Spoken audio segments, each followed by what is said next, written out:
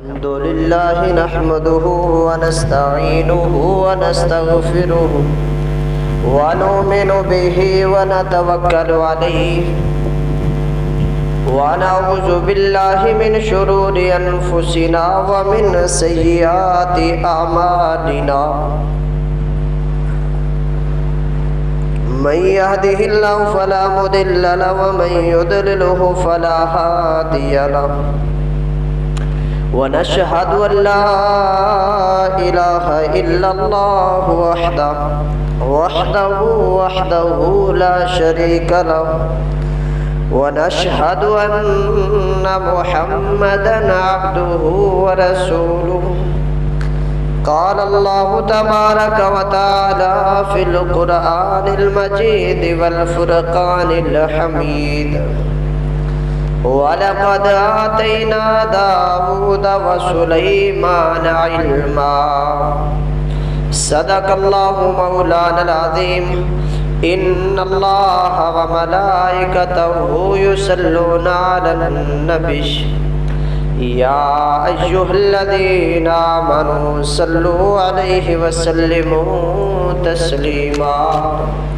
الصلاة والسلام عليك يا سيدي يا رسول الله وعلى آلك وأصحابك يا سيدي يا حبيب الله الصلاة والسلام عليك يا سيدي يا رحمة للعالمين وعلى آلك وأصحابك يا سيدي يا خاتم النبيين مولاي صل وسلم دائما أبدا على حبيبك خير الخلق كلهم مولاي صل وسلم دائما أبدا على حبيبك خير الخلق كلهم محمد سيد الكونين والثقلين محمد سيد الكونين والثقلين والفريقين من عرب ومن عجم مولاي صل وسلم دائما أبدا على حبيبك خير الخلق كلهم. اللہ تبارک و تعالیٰ کی حمد و ثنا کے بعد نبی کریم رؤوف الرحیم احمد مجتبیٰ حضرت محمد مصطفیٰ صلی اللہ علیہ وآلہ وصحبہ وسلم کی ذات اقدس پر درود و سلام کا نذرانہ پیش کرنے کے بعد اللہ وحدہ لا شریک کی ذات بابرکات کا بے پناہ شکر و احسان ہے، اس کی توفیق ہے، اس کا کرم ہے، اس کا فضل ہے کہ اس نے ہمیں آج ایک مرتبہ پھر جمعۃ المبارک کی ان عظیم بابرکت اور فضیلت والی گھڑیوں کے اندر اپنے اس عظیم گھر خانہ خدا یعنی مسجد میں جمع ہونے کا موقع نصیب فرمایا ہے۔ دعا ہے اللہ رب العزت ہمارا آج یہاں پر آنا، اکٹھا ہونا، ذکر و اذکار کا کرنا اور سننا اور انشاءاللہ نماز جمعۃ المبارک کا ادا کرنا، اس سب کو اپنی عظیم المرتبت بارگاہ میں قبول فرمائے اور آج کے ذکر خیر کو سن کر سنا کر ہم سب کو اس پر عمل پیرا ہونے کی بھی توفیق عطا فرمائے اور آج کے ذکر خیر کو اللہ پاک ہم سب کے لیے قیامت والے دن ذریعہ نجات بنائے، آمین یا رب العالمین۔ آج کے جمعۃ المبارک کا جو موضوع ہے وہ میں نے انتخاب کیا ہے کیونکہ سفر کا مہینہ بھی ہے، سفر کے مہینے کے حوالے سے اولیاء الزام کا ذکر بھی کرنا تھا، تو میں نے قرآن پاک سے حضرت سلیمان علیہ السلام اور ان کے امتی حضرت عاصم بن برقیہ ان پہ گفتگو کا آغاز کرنا ہے، اور اسی طرح یہاں سے ہوتے ہوئے پیارے آقا علیہ الصلوۃ والسلام اور آپ کی امت کے اولیاء یعنی صالحین مقربین، اس پہ ہم نے گفتگو کرنی ہے۔ تو اس کے لیے میں نے انتخاب کیا ہے، قرآن پاک کے اندر سورہ نمل ہے، اور اس سورہ کے اندر اللہ پاک نے بڑی تفصیل کے ساتھ حضرت سلیمان علیہ السلام اور ایک چیونٹی کا واقعہ اور ایک پرندہ ہے ہدہد، اس کا واقعہ اور اس کی تفصیل، اور ملکہ بلقیس کے تخت کے حوالے سے بڑی پیاری اور دل کو بھا جانے والی گفتگو اللہ پاک نے فرمائی ہے۔ تو اس پہ ہم آج گفتگو کریں گے، اور اس آیت کے ضمن میں اللہ پاک نے اسی سورہ کے اندر فرمایا وَلَقَدْ آتَيْنَا دَاوُودَ وَسُلَيْمَانَ عِلْمًا، فرمایا کہ بے شک ہم نے داؤد اور سلیمان علیہ السلام کو غیر معمولی علم عطا فرمایا، غیر معمولی علم عطا فرمایا۔ یعنی اس علم سے مراد مفسرین نے مختلف چیزیں لی ہیں۔ کسی نے ایک قول کے مطابق کہ اس علم سے مراد کہ جو غیر معمولی ہے، یعنی معمول سے ہٹ کر ہے، یعنی منفرد علم ہے، بڑا لازوال، بڑا عظیم علم ہے، بڑا نافع علم ہے۔ اس حوالے سے ایک قول یہ ہے کہ اس سے مراد مقدمات کے فیصلے تھے، چونکہ حکمرانی تھی، حضرت داؤد علیہ السلام بھی نبی تھے اور حضرت سلیمان علیہ السلام بھی نبی تھے، اور آپ کی حکومت تھی، اور یہاں تک آتا ہے کہ حضرت سلیمان علیہ السلام وہ پیغمبر ہیں اللہ کے کہ اللہ پاک نے ان کو ساری دنیا پہ حکومت کرنے کی سعادت بخشی ہے۔ دو شخصیات مسلمانوں میں سے ایسی ہوئی ہیں جن کو پوری دنیا پہ حکمرانی کی سعادت نصیب ہوئی ہے، اور دونوں کے دونوں نبی ہیں، ایک حضرت سلیمان علیہ السلام ہے اور ایک حضرت ذوالقرنین علیہ السلام ہے۔ تو اس لیے اس سے مراد ایک لیا گیا کہ ان کے مقدمات کے فیصلے ہیں۔ اس حوالے سے اللہ پاک نے ان کو غیر معمولی علم عطا فرمایا تھا، بڑے اچھے فیصلے کرتے تھے۔ اور ایک قول کے مطابق ہے کہ اس سے مراد، اس علم سے مراد اللہ کی معرفت تھی، اللہ کی پہچان، اس سے مراد۔ اور تیسرے قول کے مطابق چونکہ قرآن پاک میں بھی اس کا ذکر ہے کہ اللہ پاک نے اس علم سے مراد یہ لیا ہے کہ حضرت سلیمان علیہ السلام اور داؤد علیہ السلام، سلیمان علیہ السلام خاص طور پر کہ پرندوں کی بولیاں جان لیتے تھے، سن لیتے سے ان سے کلام کر لیتے تھے، جانوروں کی، پرندوں کی بولیاں، یہ اس علم سے مراد یہ علم ہے۔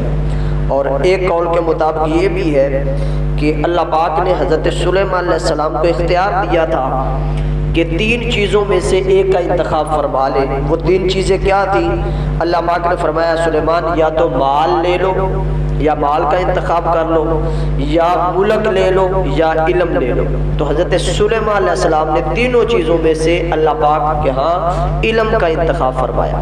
تو اللہ پاک نے اس لیے فرمایا کہ ہم نے غیر معمولی علم عطا فرمایا تھا۔ حضرت داؤد علیہ السلام اور حضرت سلیمان علیہ السلام دونوں باپ بیٹا ہیں اور دونوں ہی پیغمبر ہیں علیہ السلام۔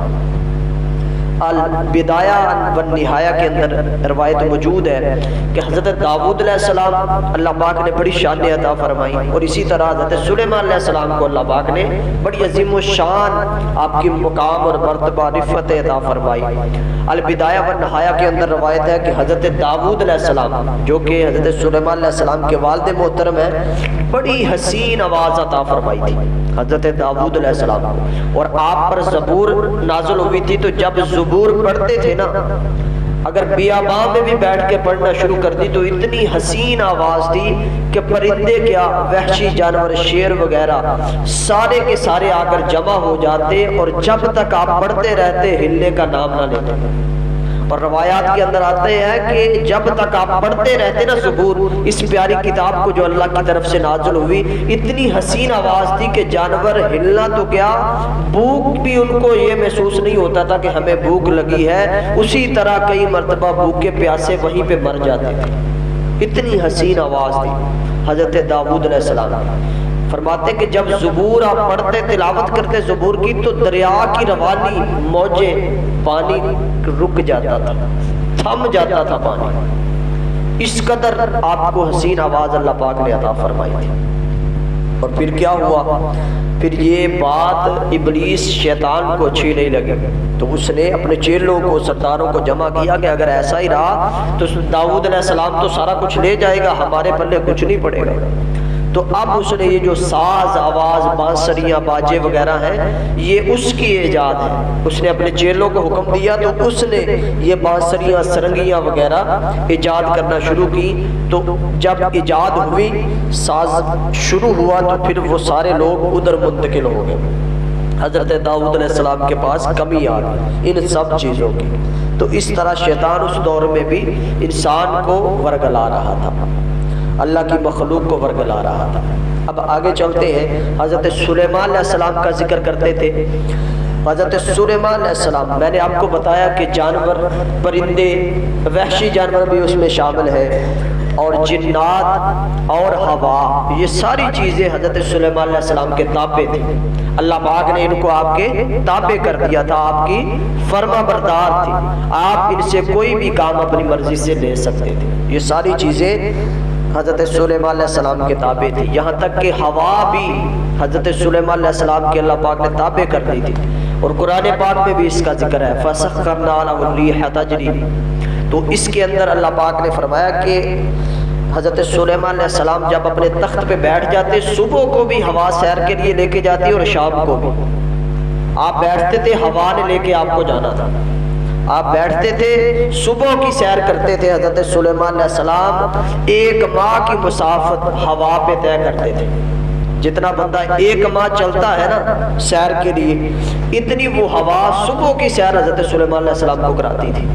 اور اسی طرح شام کی سیر بھی 1 ماہ کی مسافت، حضرت سلیمان علیہ السلام بیٹھتے تخت پر، ہوا لے کر تخت چل پڑتے، یہ شام کی سیر ہوتی تھی حضرت سلیمان علیہ السلام کی۔ اب یہاں پر کئی ذہنوں میں یہ سوال آ سکتا ہے کہ حضرت سلیمان علیہ السلام اتنے بڑے پیغمبر، اتنی شانوں والے، مقام و مرتبے والے، تو اللہ پاک نے اتنا مقام عطا فرمایا کہ ہوا تابع کر دی اور آپ کو لے کے جاتی تھی صبح کی سیر کے لیے، 1 مہینے کی مسافت پر آپ کو دنیا دکھا کر لاتی، پھر شام کو بھی لے کے جاتی۔ کیا مصطفیٰ کا بھی یہ مقام ہو سکتا ہے؟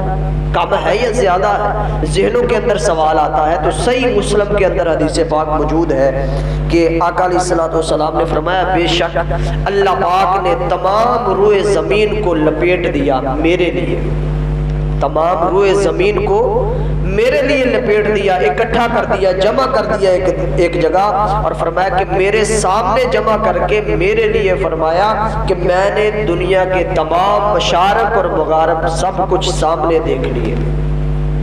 یہ حضور کی شان ہے کہ حضرت سلیمان علیہ السلام کو ہوا جو ان کے تابع تھی، صبح کو بھی سیر کے لیے لے کے جاتی اور شام کو بھی لے کے جاتی۔ اور پیارے مصطفیٰ کا مقام یہ ہے کہ ہوا سلیمان کو لے کے جاتی تھی، اور پیارے مصطفیٰ کا مقام یہ ہے کہ ساری زمین حضور کے پاس آتی ہے۔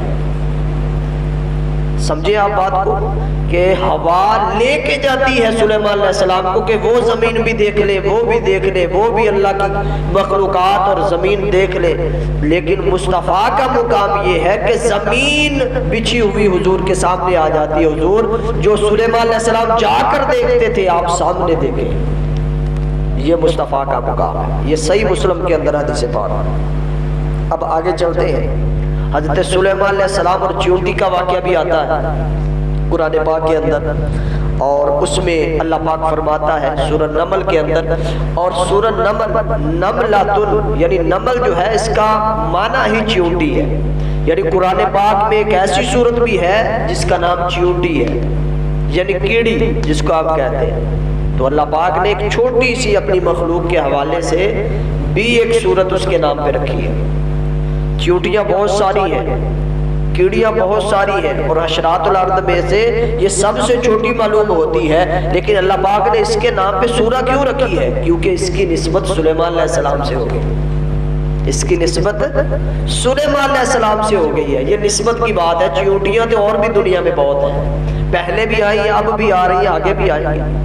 تو اس چیونٹی کو سلیمان علیہ السلام سے، اللہ کے مقربین سے نسبت ہے، اس لیے اس کا ذکر قرآن پاک میں ہی نہیں بلکہ سورہ کا نام بھی چیونٹی ہے، یعنی نمل ہے۔ تو فرمایا حتی اذا اتوا علی واد النمل، جب حضرت سلیمان علیہ السلام اپنے لشکر کے ساتھ جا رہے تھے تو جب اس وادی سے گزر ہوا جہاں پر یہ چیونٹیاں رہتی تھی تو اس چیونٹی نے قالت نملۃ، اپنی دیگر چیونٹیوں سے کہا کہ اپنے بلوں میں گھس جاؤ، سلیمان علیہ السلام کا لشکر آ رہا ہے، یہ نہ ہو کہ وہ بے خبری کے اندر ہمیں کچل دے اور ان کو علم بھی نہ ہو۔ جب یہ بات کہی تو حضرت سلیمان علیہ السلام 3 میل کے فاصلے پر تھے، چیونٹی سے 3 میل کے فاصلے پر تھے، تو اللہ پاک کے پیغمبر نے حضور علیہ السلام حضرت سلیمان علیہ السلام نے 3 میل کے فاصلے سے چیونٹی کی آواز کو سماعت کر لیا تھا کہ چیونٹی کیا بات کر رہی ہے۔ یہ آواز اللہ پاک نے حضرت سلیمان علیہ السلام کو سنوا دی کہ چیونٹی عرض کر رہی ہے کہ یہ نہ ہو کہ وہ ہمیں کچل دے، روند ڈالے پاؤں کے نیچے، تو اپنے بلوں میں گھس جاؤ۔ تو یہ بات ابھی ہو رہی تھی تو حضرت سلیمان علیہ السلام تک یہ بات پہنچی۔ پہلے یہ بات یاد رکھیں کہ حضرت سلیمان علیہ السلام کے لشکر میں کیا کیا تھا۔ میں نے آپ کو بتایا کہ آپ جنات بھی آپ کے تابع تھے، ہوا بھی، پرندے بھی، جانور بھی اور جنات بھی۔ تو آپ کے لشکر کی ترتیب یوں ہوا کرتی تھی، جب آپ تخت پہ بیٹھتے تو دائیں بائیں کرسیاں لگتی تھی، نشستیں لگتی تھی۔ سب سے پہلے انسان بیٹھتے تھے، اس سے پیچھے جنات اور اس سے پیچھے شیاطین بھی بیٹھتے تھے۔ تو جب آپ چلتے تھے تو پرندے آپ پر سایہ کرتے تھے، پرندے آپ پر سایہ کرتے تھے دھوپ کے اندر، یہ بھی یاد رکھنا۔ تو شیاطین جو ہے ان کی جگہ پیچھے ہوتی تھی۔ اب جب چیونٹی بولی، یہ چیونٹی نے کہا کہ وہ ہمیں روند دیں گے تو اپنے بلوں میں گھس جاؤ، تو اس بات پر حضرت سلیمان علیہ السلام فتبسم ضاحکا، حضرت سلیمان علیہ السلام مسکرائے۔ بات سن کر چیونٹی کی حضرت سلیمان علیہ السلام مسکرائے، قرآن پاک ہے فتبسم ضاحکا، تو اس پر وہ مسکرائے۔ پہلی بات یہ ہے کہ حضرت سلیمان علیہ السلام نے چیونٹی کی آواز سن لی اور چیونٹی نے جو کہا وہ بھی سماعت کر لیا۔ یہ بڑی اہم بات ہے کہ جانوروں کی، پرندوں کی جو بولیاں ہیں وہ ہر کوئی نہیں سمجھ سکتا، بلکہ ہمیں تو آج تک پتہ ہی نہیں کہ چیونٹی بھی بول لیتی ہے کہ نہیں۔ یہ تو قرآن نے ہمیں بتایا کہ چیونٹی بھی بولتی ہے، اور جب بولتی ہے تو خاص ہی کوئی سن سکتا ہے، عام نہیں سن سکتا، کوئی عام نہیں سن سکتا۔ تو یہ اللہ کے مقربین ان کی بولی سمجھ جاتے ہیں، سماعت کر لیتے۔ تو جب یہ اس نے کہا کہ کچل دے گا سارا لشکر تو اپنی بلوں میں گھس جاؤ، تو حضرت سلیمان علیہ السلام 3 میل کے فاصلے پر یہ چیونٹی کی آواز، یہ گفتگو سن لی، اور یہ سن کر فتبسم، آپ مسکرائے۔ اور یہاں پر مسکرائے کیوں حضرت سلیمان علیہ السلام؟ جب یہ مسکرائے تو یہاں پر حضرت سلیمان علیہ السلام، اکثر اقوال میں یہ بھی آتا ہے کہ حضرت سلیمان علیہ السلام تو ہوا کے اوپر چلتے تھے، تو پھر آپ کا لشکر بھی آپ کے ساتھ ہوتا تھا تو کچل کیسے سکتا ہے؟ تو اس میں مختلف اقوال مفسرین نے بیان کیے ہیں کہ ہو سکتا ہے جو باقی کا لشکر ہے وہ پیدل چل رہا ہو، یا وہاں پر آپ پیدل چل رہے ہو زمینی سفر کرنے کے لیے۔ ویسے آپ کی ہوا تابع تھی، جب بھی آپ چاہتے تھے تو ہوا پہ بھی سفر کرتے تھے۔ تو یہاں پر جب مسکرائے تو یہاں پر حضور علیہ السلام کے مسکرانے کا بھی اللہ پاک نے حضور علیہ السلام کے مسکرانے کا بھی ذکر ہے۔ اب دونوں کے اندر موازنہ پیدا کرتے ہیں، مطابقت پیدا کرتے ہیں کہ ادھر چیونٹی کی آواز پر حضرت سلیمان علیہ السلام مسکرائے اور ادھر حضور علیہ السلام بھی مسکرائے۔ وہ کب مسکرائے؟ صحیح مسلم کے اندر حدیث پاک ہے کہ حضور علیہ السلام فرماتے ہیں کہ میں اس شخص کو ضرور جانتا ہوں جو سب سے پہلے جنت میں داخل ہوگا، جو سب سے پہلے جنت میں داخل ہوگا۔ اور فرمایا ساتھ ہی کہ میں اس شخص کو بھی جانتا ہوں جو سب سے آخر میں دوزخ سے نکالا جائے گا، اس کو بھی میں جانتا ہوں۔ یہ حضور کا علم ہے، یہ حضور کی معرفت ہے جو اللہ پاک نے آپ کو عطا فرمائی۔ تو فرمایا کہ میں اس کو جانتا ہوں جو آخر کے اندر دوزخ سے نکالا جائے گا۔ جب اسے باہر نکالا جائے گا تو اس کے سامنے اس کا نامہ اعمال پیش کیا جائے گا۔ اس کے صرف حضور فرماتے ہیں صحیح مسلم کے اندر اس کے چھوٹے جو گناہ ہیں نا، چھوٹے وہی پیش کیے جائیں گے، اس کے سامنے رکھے جائیں گے۔ اس سے پوچھا جائے گا یہ گناہ تم نے کیا تھا؟ وہ اقرار کرے گا، انکار نہیں کر سکتا۔ نامہ اعمال سامنے ہے، ٹائم وقت ہر چیز سامنے ہے، تو اللہ پاک پوچھے گا یہ بھی کیا تھا گناہ؟ کیا تھا، یہ بھی کیا تھا، تمام چھوٹے گناہ اس کے سامنے ہوں گے، وہ اقرار کر رہا ہوگا، اور حدیث پاک میں آتا ہے کہ اس کے دل میں یہ بات ہوگی کہ ابھی تو یہ چھوٹے گناہ ہیں، اگر بڑے گناہ میرے نکل آئے تو پھر کیا بنے گا؟ ابھی تو ان کو چھیڑا ہی نہیں اللہ پاک، ابھی بڑے گناہ نکلیں گے تو کیا ہوگا؟ فرمایا جب یہ چھوٹے گناہ اس کے سامنے ہوئے تو اللہ پاک نے بڑے گناہ چھیڑے ہی نہیں، جب چھوٹے گناہ سارے اقرار کر لیا کہ یہ میں نے کیے ہیں، اللہ پاک نے فرمایا اس کے جتنے یہ گناہ ہیں نا اس کو نیکیوں میں بدل دو، اس کو نیکیوں میں بدل دو، جتنے گناہ ہیں اتنی نیکیاں لکھ دو، سادی سی بات۔ اب وہ جلدی جلدی بولا، فرمایا اس نے کہا کہ میرے یہی گناہ نہیں ہے مولا، اس سے بھی بڑے گناہ ہیں۔ اب اللہ پاک نے نیکیوں میں جو بدل دیا، پہلے نہیں بولا، جب چھوٹے گناہ اللہ پاک دیکھ رہا تھا، اقرار کروا رہا تھا، اقرار کیا، دل میں بات تھی کہ اگر بڑے نکل آئے تو کیا ہوگا، لیکن اب جب اللہ پاک نے کہا جتنے اس کے چھوٹے گناہ ہیں ان کو نیکیوں میں بدل دو، تو فٹافٹ بولا، جلدی بولا مولا میرے اور بھی گناہ ہیں۔ تو حضور فرماتے ہیں، صحابی فرماتے ہیں حضور اس بات پہ اتنا مسکرائے کہ آپ کی داڑھیں بھی نظر آ رہی تھی، تو حضور بھی اس بات پہ مسکرائے۔ تو یہاں پر حضرت سلیمان علیہ السلام جب مسکرائے، چونٹی کے حوالے سے اس نے جب کہا کہ ہمیں کچل دے گا لشکر، تو فتبسم ضاحکا من قولها وقال ربی اوزعنی ان اشکر نعمتک التی، تو اس پر حضرت سلیمان علیہ السلام نے اللہ پاک کا شکر بھی ادا کیا کہ مولا تو نے مجھے اتنا کچھ عطا کیا ہے، میں اس پہ آپ کا شکر ادا کرتا ہوں۔ تو یہ بات ختم ہو گئی، لیکن اس حوالے سے چونٹی کے حوالے سے ایک اور بات آپ کو بتانا چاہتا ہوں کہ حضور علیہ الصلوۃ والسلام کی شریعت میں بھی 4 جانوروں کو مارنے سے منع کیا گیا ہے، اور جانور بھی اور پرندے بھی اس میں شامل ہیں، ان میں سے چونٹی بھی شامل ہے اس کے اندر، اور شہد کی مکھی بھی شامل ہے۔ حضور علیہ الصلوۃ والسلام نے ان کو مارنے سے منع فرمایا ہے، اور ایک پرندہ ہے ہدہد، اس کو بھی منع فرمایا ہے۔ چوتھا پرندہ ادھر دیکھا نہیں جاتا، شاید کہیں ہو یا نہ ہو، بالکل اس کو لٹورا کہتے ہیں، لٹورا۔ اس کی ساخت جو ہے وہ، اس کا سر جو ہوتا ہے وہ سفید ہوتا ہے، اس کی پیٹھ جو بیک سائڈ ہے وہ سبز رنگ کی ہوتی ہے۔ ان 4 پرندوں کو حضور علیہ السلام والسلام نے منع فرمایا کہ اس کو مارنا نہیں۔ ہاں ایک صورت میں مار سکتے ہیں، اگر وہ آپ کو تکلیف پہنچاتا ہے تو اپنے دفاع کے اندر مار سکتے ہیں، ورنہ جائز نہیں ہے۔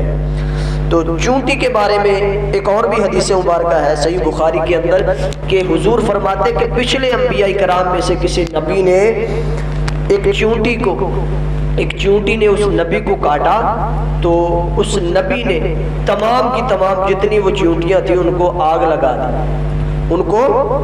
دی، اور جب آگ لگائی تو اللہ پاک نے وحی فرمائی اپنے نبی کی طرف کہ آپ کو تو ایک چونٹی نے کاٹا تھا، آپ نے تمام کی تمام بستی جلا دی۔ تو اس پر اللہ پاک نے اگلا جملہ ارشاد فرمایا کہ تمہیں ایسا نہیں کرنا چاہیے تھا، یہ جو چونٹیاں ہیں یہ بھی اللہ کی تسبیح بیان کرتی ہیں، یہ بھی اللہ کا ذکر کرتی ہیں، اس لیے اس سے منع فرمایا گیا ہے۔ اور شریعت کے اندر 4 جانوروں کو، پرندوں کو مارنے سے منع کیا گیا ہے، اس میں ایک چونٹی ہے، اور ایک شہد کی مکھی ہے، اور ایک ہدہد ہے، اور چوتھا جانور پرندہ جو ہے وہ لٹورا ہے جو ادھر نہیں پایا جاتا، تو ان کو مارنے سے منع کیا گیا ہے حضور علیہ الصلوۃ والسلام کی شریعت میں۔ اب آگے چلتے ہیں کہ چونٹی نے سلیمان علیہ السلام سے گفتگو کی، اللہ پاک نے اس کو زبان بھی عطا فرمائی، اور حضرت سلیمان علیہ السلام نے اس کی آواز کو سنا بھی چونٹی کی۔ تو اس پر اگر ذہنوں کے اندر یہ بات آئے کہ کیا حضور علیہ الصلوۃ والسلام بھی جانوروں سے مخاطب ہوتے رہے، آپ نے بھی ان کی کوئی آواز سن کے جواب دیا کہ نہیں دیا؟ کہیں یہ نہ ہو اس معاملے کے اندر، اس شعبے کے اندر حضور کی فضیلت سلیمان علیہ السلام سے کم ہی نہ ہو۔ تو بہت ساری احادیث ہیں، اس میں سے صرف ایک سنانا چاہتا ہوں۔ گو جو ہوتی ہے نا، گو، اس نے بھی حضور سے کلام کیا، بلکہ حضور کی رسالت کی گواہی دی۔ یہ صحیح بخاری کے اندر بھی ہے، یہ حدیث مبارکہ طویل ہے، یہ نہیں بیان کرنے، لیکن صرف بتانا چاہتا ہوں گو بھی، اس نے بھی حضور علیہ الصلوۃ والسلام کی رسالت کی گواہی دی۔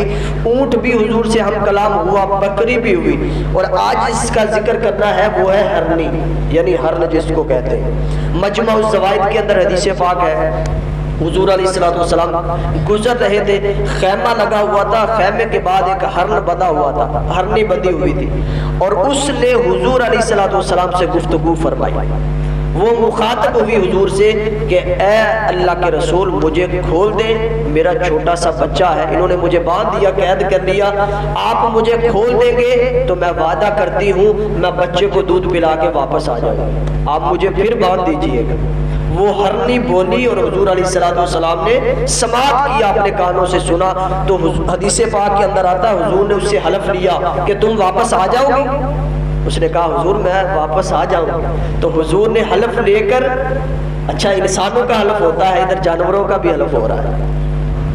یہ بولیاں جو ہے ہر کوئی نہیں جان سکتا، یہ اللہ کے وہ مقربین صالحین ہیں جو بولیاں جانتے بھی ہیں اور بولیوں سے ہم کلام بھی ہوتے ہیں، یہ اللہ پاک نے ان کو یہ رتبہ عطا فرمایا۔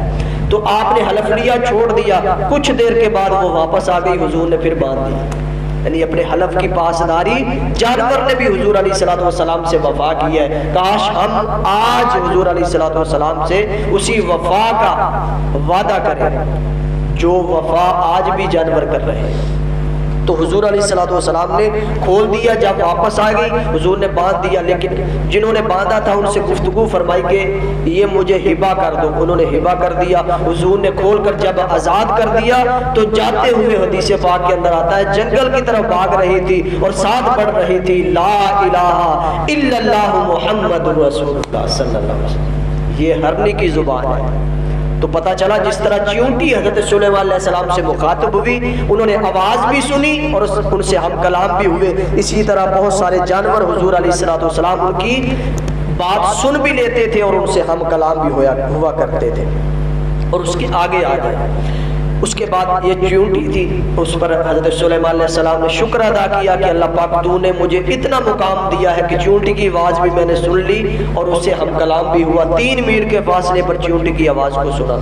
اب آگے ہدہد کا واقعہ آتا ہے، تو قرآن پاک کے اندر آتا ہے کہ جب سلیمان علیہ السلام نے، چونکہ ہدہد بھی سایہ کرتا تھا، حضرت سلیمان علیہ السلام پرندہ تھا، تو روایات کے اندر ہے کہ دائیں طرف جو پرندے ہوتے تھے ان میں ہدہد ہوتا تھا، وہ سلیمان علیہ السلام پر سایہ کرتا تھا، تو اس دن موجود نہیں تھا، آپ کو دھوپ پڑ رہی تھی، تو قرآن پاک کہتا ہے وَتَفَقَّدَ الطَّيْرَ، حضرت سلیمان علیہ السلام نے اپنے لشکر کے پرندوں پر نظر ڈالی، فَقَالَ مَا لِيَ لَا أَرَى الْهُدْهُدَ، آپ نے دیکھا کہ غائب پایا آپ نے ہدہد کو کہ وہ موجود نہیں تھا۔ اب حضرت سلیمان علیہ السلام نے قرآن پاک کے اندر آتا ہے کہ آپ نے کہا کہ بغیر اجازت کے گیا ہے ہدہد، تو میں واپسی پر اس کو سخت سزا دوں گا یا ذبح کر دوں گا، اگر کوئی واضح دلیل لے کر نہیں آیا اپنے بے قصور ہونے کے تو میں اس کو ذبح کر دوں گا یا سخت سزا دوں گا۔ تو میں نے آپ کو بتایا کہ وہ سایہ کرتا تھا حضرت سلیمان علیہ السلام کا، اور ایک روایت کے اندر آتا ہے حضرت عبداللہ بن سلام فرماتے ہیں کہ حضرت سلیمان علیہ السلام جس جگہ پہ ٹھہرتے تھے نا، کیونکہ پوری زمین پر آپ کی حکومت ہے، تو جب اس طرح نکلتے تھے دور دراز، تو جس جگہ پہ جنگل وغیرہ میں پانی وغیرہ آس پاس نہیں ملتا تھا، تو ہدہد کا کام یہ تھا کہ یہ زمین کے نیچے بھی دیکھ لیتا تھا، زمین کی تہوں میں دیکھ لیتا تھا اور بتاتا تھا یہاں پر پانی موجود ہے کہ نہیں۔ تو پھر حضرت سلیمان علیہ السلام جنات کو آرڈر کرتے تھے کہ پانی یہاں سے نکالا جائے، جب ہدہد نشاندہی کرتا تھا جنات وہاں سے پانی نکال کر سلیمان علیہ السلام کی بارگاہ میں پیش کرتے، یہ کام ہدہد کرتا تھا۔ تو اب اندازہ لگائے کہ جس پیغمبر کا ایک ادنا سا پرندہ اتنی طاقت رکھتا ہے کہ زمین کی تہوں کے اندر بھی دیکھ سکتا ہے کہ پانی موجود ہے کہ نہیں، اس پیغمبر کا عالم کیا ہوگا جس کے تابع یہ پرندہ ہے۔ سلیمان علیہ السلام کا مقام کیا ہوگا؟ تو جب سلیمان علیہ السلام کا مقام یہ ہے تو مصطفیٰ کا مقام کیا ہوگا؟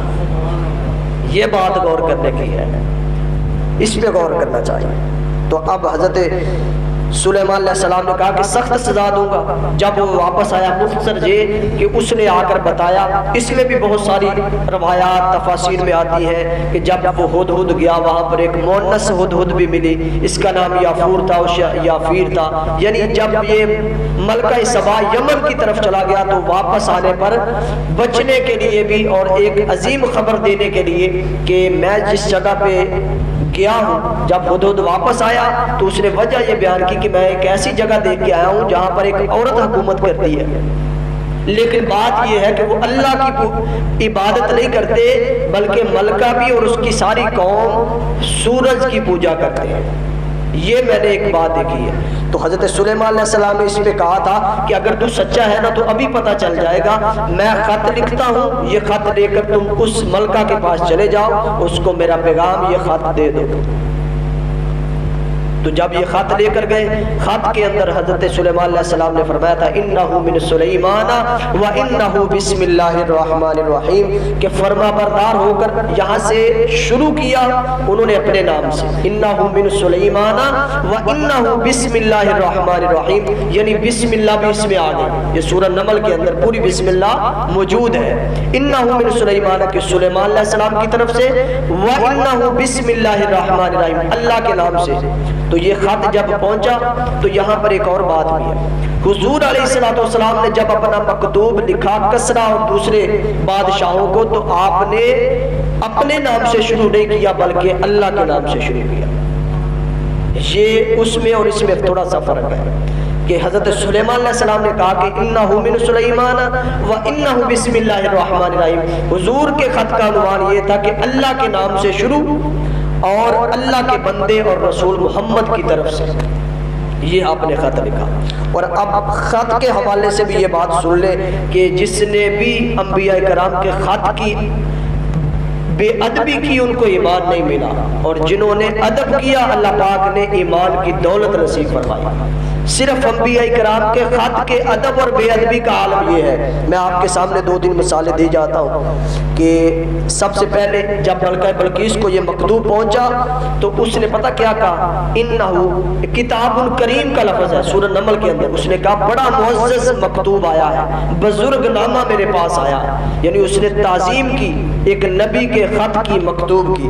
تو اللہ پاک نے صرف خط کی مکتوب کا ادب کرنے پہ ان کو ملکہ بلقیس کو ایمان کی دولت سے نوازا ہے. ملکہ بلقیس مسلمان ہو گئی، پوری قوم بھی بعد میں مسلمان ہو گئی. صرف کیا کیا، اس مکتوب کا خط کا جو سلیمان علیہ السلام نے دیا تھا اس کا ادب کیا، اللہ پاک نے ایمان کی دولت سے نواز دیا. اور ادھر دوسری مثال، جب فرعون کے جادوگروں نے حضرت موسیٰ علیہ السلام کو کہا تھا رسیاں ڈالنے کا وقت آیا تو انہوں نے ادب کیا حضرت موسیٰ علیہ السلام کا. انہوں نے کہا کہ پہلے آپ اپنا عصا ڈالیں گے کہ ہم رسیاں پہلے ڈالیں. تو پہل انہوں نے کی کہ آپ ایسا کریں یا ہم کریں. اتنی سی بات پر اللہ پاک نے جادوگروں کو بھی اسلام کی دولت سے نوازا. یہ اتنا ادب کرنے پہ انبیاء کرام کا ادب کرے تو اللہ پاک ایمان کی دولت نصیب فرما دیتا ہے. اور تیسری مثال حضور علیہ السلام کی ہے. جب آپ نے کسریٰ کو، کیسر روم کے بادشاہ کو خط لکھا تو اس نے پھاڑ دیا، ٹکڑے ٹکڑے کر دیے. تو حضور نے بد دعا فرمائی، اس کے خلاف دعا کی، مولا جس طرح اس نے میرے خط کو پھاڑا ہے نا اس کی سلطنت کو بھی ٹکڑے ٹکڑے کر دے. تو مولا نے پھر کیا کیا، مولا نے اس کی سلطنت کے ٹکڑے ٹکڑے کر دیے، ریزہ ریزہ کر دیے. تمام کی تمام سلطنت فتح ہو گئی، اس کو کچھ بھی نہیں ملا بلکہ کیسر روم سب کے بادشاہ کو اس کے بیٹے نے قتل کر دیا. تو پتہ چلا ایمان بھی نہیں ملا اور سلطنت بھی کھس گئی، حکومت بھی گئی اور ایمان کی دولت سے بھی محروم رہ گیا. صرف پیارے مصطفیٰ کے خط کی بے ادبی کی تھی، صرف بے ادبی پہ ایمان سے محروم ہو گیا. تو یہ کتنی بڑی بات ہے، بہت بڑی بات. یہ نسبتیں ہیں. تو جب حضرت سلیمان علیہ السلام نے یہ مکتوب بھیجا، ہدہد لے کر گیا. روایات کے اندر آتا ہے کہ جب ہدہد پہنچا تو ملکہ بلقیس رات کا وقت تھا، اپنے 7 دروازے، 7 کمرے تھے، کمرے کے پیچھے کمرہ، کمرے کے پیچھے کمرہ، اور اس کے آگے تخت جا کے پڑا ہوا تھا، وہاں پر لیٹی ہوئی تھی. ہدہد وہاں پہ پہنچ گیا روشن دان سے. اب اس کو یہ بھی سوچ گئی تھی ملکہ بلقیس کو جو یہاں تک خط پہنچا سکتا ہے عام بندہ نہیں ہو سکتا، عام بندہ نہیں ہو سکتا. حالانکہ وہ سب کچھ لاک کر کے بیٹھی ہوئی تھی کہ کوئی چیز مجھ تک نہیں پہنچ سکتی، لیکن اسے پتہ نہیں ہے جہاں پر حقیقت ختم ہوتی ہے وہاں انبیاء کی حقیقت شروع ہوتی ہے. یہ کام. تو جب وہ پہنچے تو اس نے پھر مشورہ کیا، صبح دربار لگایا، سرداروں سے پوچھا، ایک بزرگ نامہ مکتوب معزز اور کریم میرے پاس پہنچا ہے، اس پہ کیا کرنا ہے؟ حکم یہ ہے کہ فرما بردار ہو کر سلیمان علیہ السلام کہتے میرے پاس آ جاؤ اور میری اطاعت کر لو۔ تو اس پر ملکہ نے مشورہ کیا کہ جنگ کرنی ہے یا فرما برداری کرنی ہے؟ تو سرداروں نے کہا کہ بڑے سخت جنگ جو ہے، بڑی طاقت ہے ہمارے پاس، لیکن اختیار آپ کا ہے، آپ جیسے فیصلہ کریں۔ تو ملکہ بلقیس نے بڑے تدبر سے کام لیا اور سلیمان علیہ السلام کو ایک تحفہ بھیجا۔ اس نے کہا میں تحفہ بھیجنے والی ہوں، پھر دیکھتے ہیں اگلا مرحلہ کیا ہوتا ہے، اگلا سٹیپ کیا ہوتا ہے۔ تو اب تحفہ بھیجا، تحفے کی تفصیل اب نہیں بتا رہا، ٹائم بہت کم ہے۔ تو تحفہ بھیجا، حضرت سلیمان علیہ السلام نے رد کر دیا، فرمایا اللہ کا دیا ہوا اس سے بھی بہتر مال اللہ پاک نے مجھے عطا فرمایا، اس کو بھی رد کر دیا اور کہا کہ تم پھر سختی سے، آپ نے کہا کہ میں ایسا حملہ کروں گا، ایسی فوج کر لے کر آؤں گا، ایسا لشکر لے کر آؤں گا کہ تم میں طاقت نہیں ہوگی اس لشکر کا مقابلہ کرنے کے لیے۔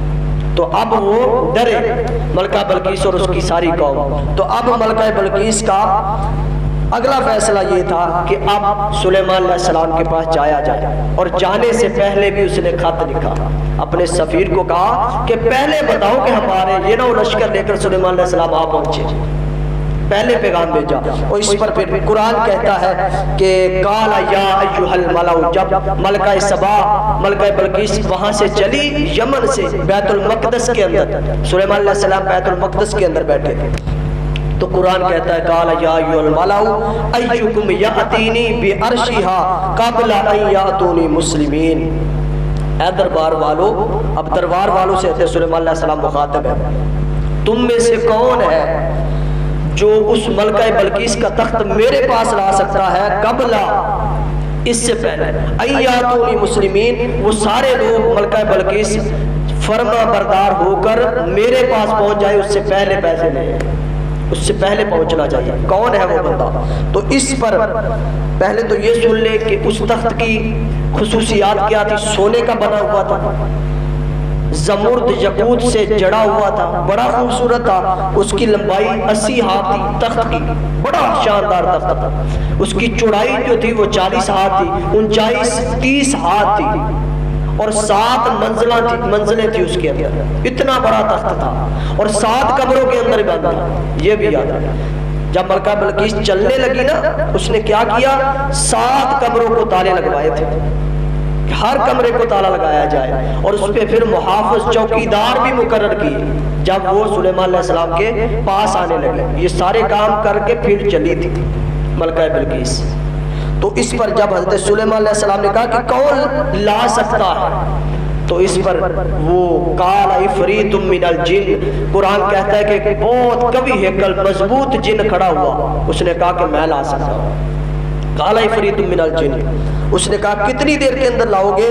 فرمایا انا آتیک بہ قبل ان یرتد الیک طرفک، قبل ان تقوم من مقامک، کہ آپ کی نشست کو برخاست کرنے سے پہلے، آپ کی محفل، آپ کی مجلس جو چل رہی ہے، اس کو برخاست کرنے سے پہلے تخت آپ کے پاس ہوگا۔ یہ اس جن کا کہنا تھا۔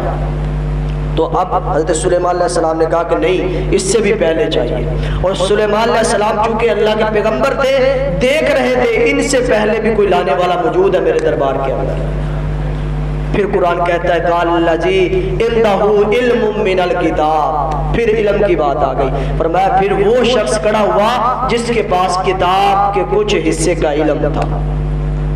اس کے بارے اہل تفاسیر کہتے ہیں ان کا نام آصف بن برقیہ تھا، یہ سلیمان علیہ السلام کی امت کے ولی تھے، صالح مقرب بندے تھے اللہ کے۔ پھر وہ کھڑے ہوئے، قال الذی عندہ علم من الکتاب، انہوں نے کہا کہ کتنی دیر میں لا سکتے ہو؟